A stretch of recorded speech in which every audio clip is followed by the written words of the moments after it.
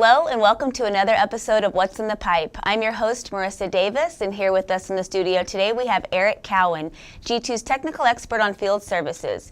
Today Eric's going to talk a little bit about his experience in this area. Thanks for being here today, Eric. Thanks for having me.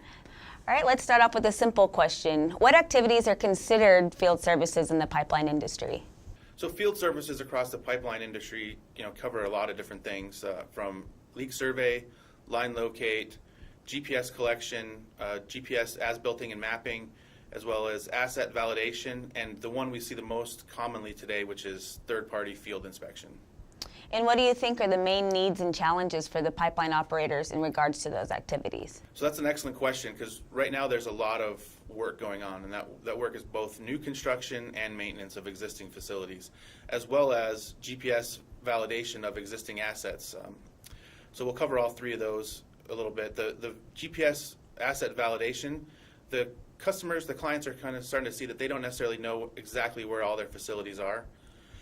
For field inspection, there's just too much work. There's a lot of work going on, which isn't a bad thing. It's just that the operators don't have enough qualified staff to inspect the pipeline work they have going on, both again new construction and existing maintenance. And what are the key consequences for not addressing those challenges?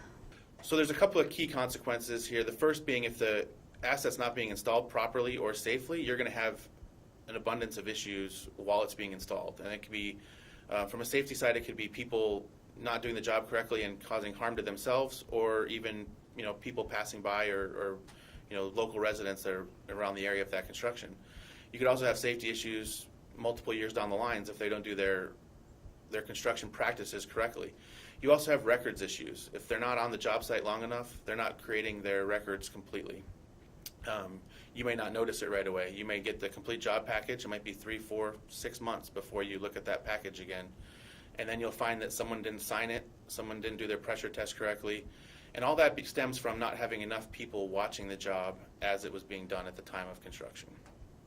Okay, so finally, can you share some of the best practices that you've seen to effectively address some of those challenges? So as we kind of said earlier, there's companies are starting to look at possibly third-party inspection or branching out from their internal groups.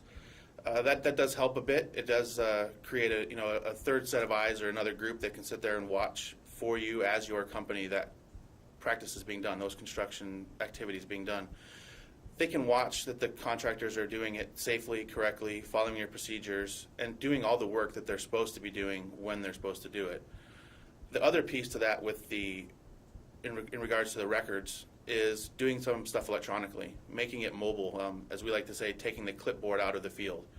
And by providing inspectors with tablets or computers with your forms or your records electronic, we can basically make it to where they can't leave a job without completely filling out the record 100%. So you'll never get an incomplete record, a started record but never finished. They can't leave the job without having all the test records, all the signatures.